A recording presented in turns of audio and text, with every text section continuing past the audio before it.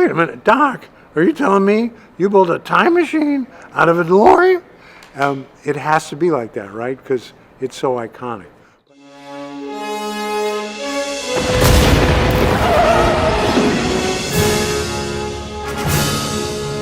Great Scott!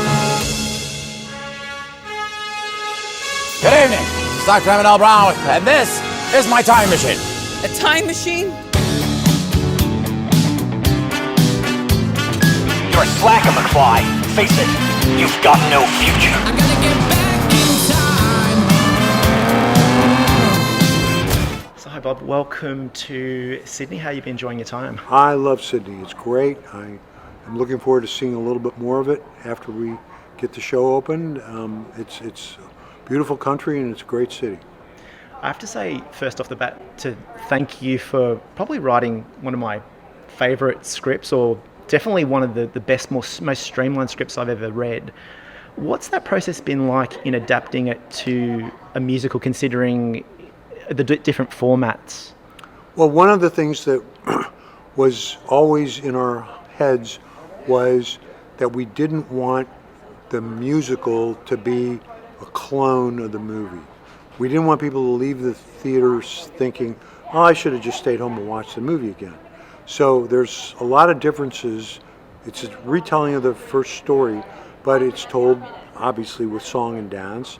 And looking back on the 80s, the way we look back on the 50s, because we're, for 40 more years beyond that.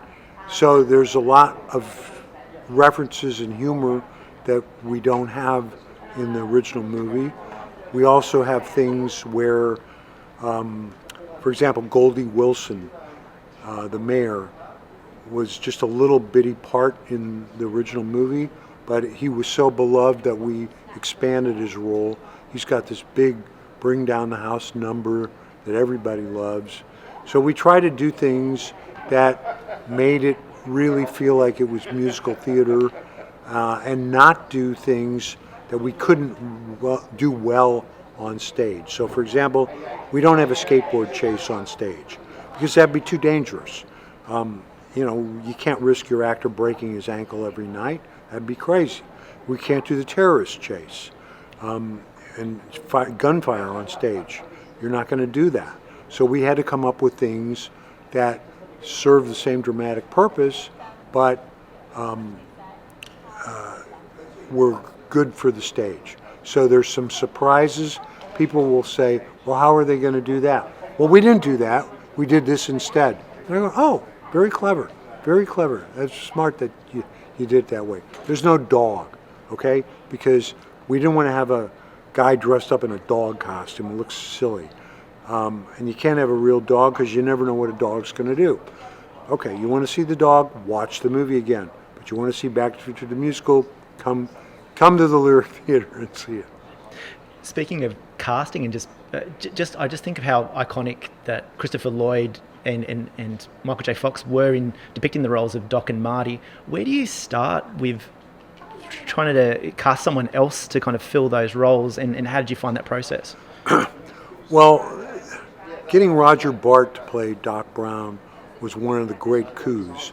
He's a perfect Doc Brown. He has made his version of Doc Brown iconic in its own way. And he's borrowed sort of the unpredictability that Christopher Lloyd brings to the role, but there's a warmth to him that is not part of the way Chris plays the character. So this was the idea of saying, let's go back to who the characters really are as opposed to who the actors are. And yes, do the actors create a certain benchmark for what these characters should be? We have the George McFly laugh. You have to have that, right? And our director never told the actors, do it the way that they did in the movie, except for one time. There's one line that Marty McFly delivers that it can only be delivered this way, which is, wait a minute, Doc, are you telling me you built a time machine out of a DeLorean? It has to be like that, right? Because it's so iconic. But everything else, the performers were always they were always encouraged, make the part yours. Make the part yours. See what the other people did in the movie, but it's got to be you. And that gave them a certain amount of comfort. It allowed them to have fun with the parts, and it shows. That Alan Silvestri score is incredible when you think about all the kind of movies that have been released, not to mention the Huey Lewis kind of tracks. At what point did you and Robert Zemeckis think, hey, this could work as a musical? Well, the first thing that we did when we had the idea of doing this as a musical, the first 2 phone calls that we made were Alan Silvestri and Glenn Ballard, songwriter Glenn Ballard, and they had just both recently collaborated with Bob on the songs for Polar Express. And Bob said, let's sit down with those guys and see what they think. So we had lunch with them. We said, this is what we're thinking. We want to do a musical Back to the Future. We want it to be the retelling of the first movie, but also a celebration of the first movie. And these guys said, yeah, let's do this. Let's try it. So we said, why don't you guys go write a few songs and come back in a couple weeks and play them for us, and let's see what that's like. And they came back, and they had written 4 songs. All 4 songs are still in the show. Not exactly the way they wrote them, but they're there. And their sensibilities were exactly spot on for what we wanted. And we heard these songs, and we were laughing and laughing. We said, this could work. This really could work. And it started from there. Thanks so much for your time, Bob. And I think I did hear you say that you were looking for people to feel that same emotion. I kind of felt it today, from that original film. So thanks so much for your time, and break a leg and best of luck. Thank you very much. I just want to tell people that if you're a fan of the movie and you're afraid to go see the musical because you think it'll warp your childhood, ruin it in some way, don't think about that. I've been with this project from the very beginning. I thought of Back to the Future. I've shepherded through all of its iterations. This is Back to the Future. You're going to have a fabulous time.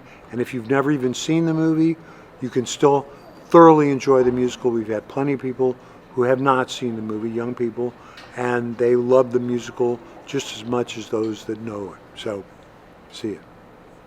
Are you telling me you built a time machine? Out of a DeLorean? Well, if you're gonna build a time machine into a car, why not do it with some style? Now I'm the architect, a tic-tac-tech, a frequent flyer on a cosmic trek. I sorted through the quarks and quirks, and for once I know I made a thing that really works. It's a time machine that goes both ways, to new tomorrows and to yesterdays. It's a car for the stars, like Captain Kirk's, and for once I know I made a thing that really works. It works, it works, it works, it works. In terms of the vernacular, it's spectacular because it works, it works, it works. And now I find my glory in this stainless steel DeLorean. It's gratifying knowing I was first because it works. Hey, Doc! Yeah! Who are the girls? I don't know, they just show up every time I start singing!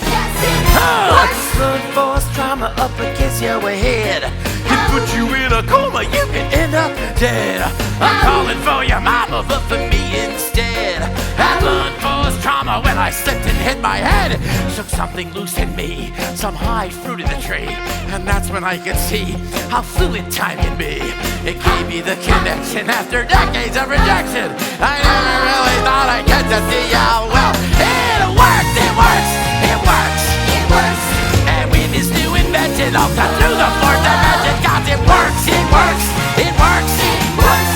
I found what I was searching for. It's called the flux capacitor. It's just this breakthrough scientific first because it works.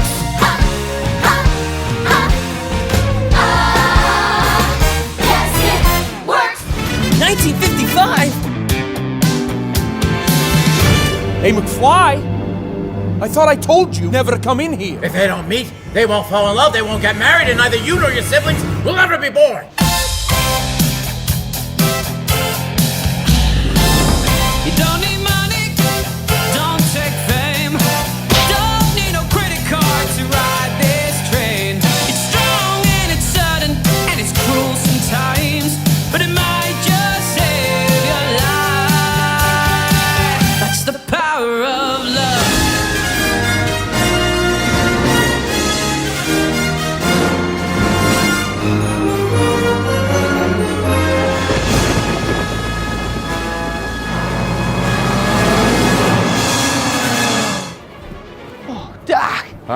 This is nuts.